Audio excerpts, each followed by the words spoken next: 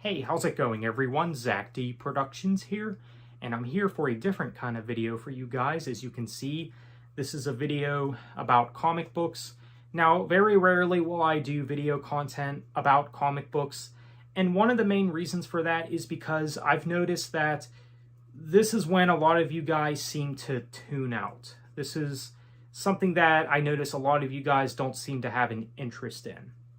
I do understand that. I do understand that when it comes to the world of comic books in general, it's sort of like a niche thing now. There's really not that many people that collect comic books. The mainstream audience does not collect comic books. Let's be real here. And for the record, I didn't start collecting comic books till, I believe, September of last year. So you could say that I am a new collector of comic books. Back last year, I wanted to only collect a few Godzilla comics, but like with anything else, I only intend on collecting a few, and then it expands and I end up collecting more from other series and stuff like that. So you know how it goes. And I know some people might say that, well, we're in the year 2024, Zach. There's no reason to collect comic books anymore. What year do you think this is? We have movies now. We have video games now of all these characters. We don't need to collect comic books when we have the Marvel Cinematic Universe and the DCU and all these different things. Whatever. I guess the mentality is only on screen is what matters, but whatever. But in this video, I wanted to go over 5 reasons why you should consider collecting comic books in the year 2024. These are just a few things that I can think of personally. I mean, I get for some of you, comic books are not really your thing, but you should at least consider thinking about it. So let's go ahead and get into this. So reason number 1, source material.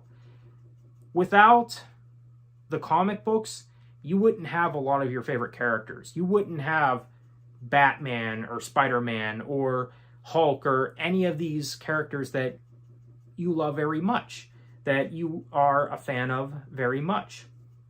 Obviously, this is a no-brainer. Source material.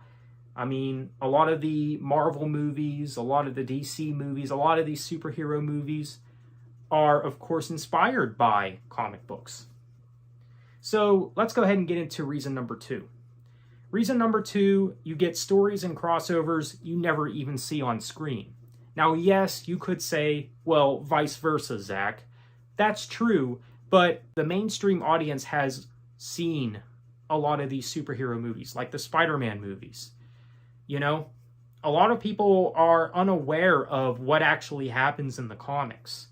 Like, for instance, in one of the first issues of The Amazing Spider-Man, I believe this is a reprint, by the way, but you get stories in these comics that you never see on screen.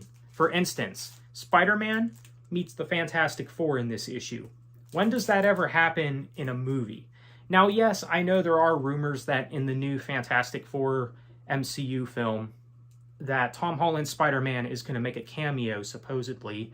But still, when does this ever happen in a movie? You hear where I'm coming from with this? So, again, stuff that happens in the comics you never even see on screen. Now, yes, you could say vice versa once again, but, when it comes to comic books, it's just, the possibilities are endless. And that kind of goes into the crossover thing as well. You get crossovers in comics that you don't even see on screen either. Like, for instance, you have Godzilla going up against the Justice League. Yeah. This is a really good series to get into, by the way. If you're looking for comic book recommendations, I definitely recommend checking out this series. Justice League versus Godzilla versus Kong.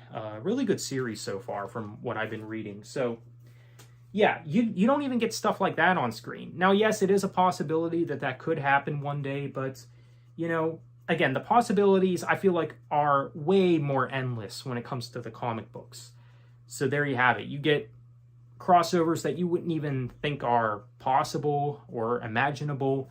So there you have it. So let's go ahead and get into reason number 3. Reason number 3, nice artwork. Now, yes, this does vary to some extent.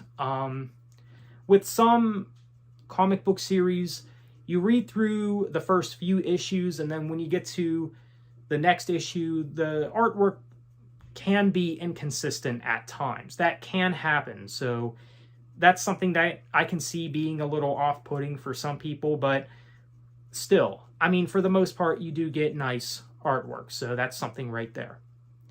So let's go ahead and move on to reason number 4. Collecting comic books is really not that expensive of a hobby.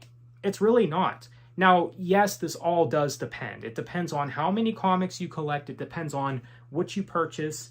Like, for instance, if you are purchasing graphic novels, you're going to spend a little bit more money.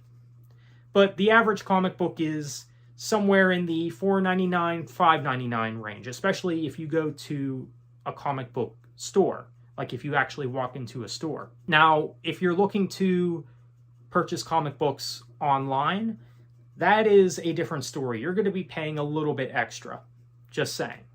So yes, this all does depend. It all does depend. I mean, you can also point out the fact that, you know, if you turn it into a hobby, that you'll need to collect the boxes, which, you know, you'll need money for that as well. But all in all, collecting comic books is really not that expensive of a hobby when you really think about it. It's not as expensive as, say, some other hobbies out there when you make comparisons to collecting other things, for instance. So there you go. It's really not that expensive of a hobby when you really think about it. So let's go ahead and get into the last reason, reason number 5, to why you should consider collecting comic books in the year 2024. And that is they don't take up too much space. They really don't. I mean, consider the size of comic books and how thin the comic book size is. I mean, yes, graphic novels might be a little different, but even then, like, I don't think graphic novels really take up that much space either. But comic books really don't take up that much space. So this is something else too. I mean, it's not that big of a reason, you could say, but it's something. You know, if it helps, it helps. So the fact that they don't take up too much space, you know, it's just another thing to add to the list. It's a plus for sure. So there you have it. That is a list of reasons why I think, for me personally, in my opinion, why you should consider collecting comic books in the year 2024. Feel free to let me know what you think.